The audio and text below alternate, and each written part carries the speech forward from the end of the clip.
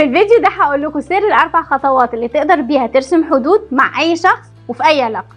يلا بينا. في مقوله بتقول a boundary is for me not against you. محتاجين في الاول نفهم ان رسم الحدود احنا بنرسمها لنفسنا مش عشان نتحكم بيها في الناس، وان انا ارسم الحدود اللي تناسبني انا معناها ان انا بعكس اصالتي وفطرتي اللي انا موجوده عليها. خدوا بالكم ان كل حد من الحدود اللي انا برسمها بتعكس مكانه معينه انا بحط نفسي فيها، او بتوضح طريقه معينه للتعامل اللي بيها بعكس احترامي لنفسي وبالتالي احترام الناس ليا. ورقه وقلم بقى واكتبوا معايا ال4 خطوات، واخر واحده هي اكتر واحده الناس بتهملها. اول خطوه، حدد فين حدودك الضعيفه او حدودك القديمه. دايما بقول ان المشاعر هي اصدق علامه، لكن في الاول المشاعر دي مش بتكون المشاعر بتاعتنا، بتبقى مغلفه بمشاعر الاخرين. علشان كده في برنامج باوندري كوتش عملنا لكم اختبار مخصوص يساعدك ان انت تحط ايدك على الاماكن اللي ممكن يكون فيها حدود ضعيفه، وفين كانت حدودنا بيتم كسرها واحنا صغيرين، وده هيدينا طرف الخيط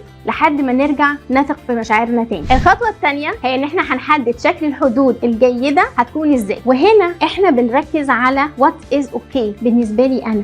ليه؟ لان ده بيعكس اصالتي من جوه، بيعكسني انا، وبالتالي بتبقى from inside out، وده هيخلي الحدود اللي احنا بنرسمها مدروسه مش رد فعل. الخطوه رقم 3، ابدا عبر ووضح عن الحدود اللي انت رسمتها بكل وضوح وشفافيه. خدوا بالك ان الوضوح هي كلمه السر عشان نحافظ على علاقاتنا بشكل جميل. رابع خطوه، ودي اللي اغلبنا تقريبا بيهملها، وهي ان احنا نحط عواقب لاي حد بيتعمد ان هو يكسر حدوده، لان دي هي اللي هتساعد الطرف التاني ان هو يحترم حدوده. يا ترى ايه من ال4 خطوات دول محتاجين تشتغلوا عليهم الاول؟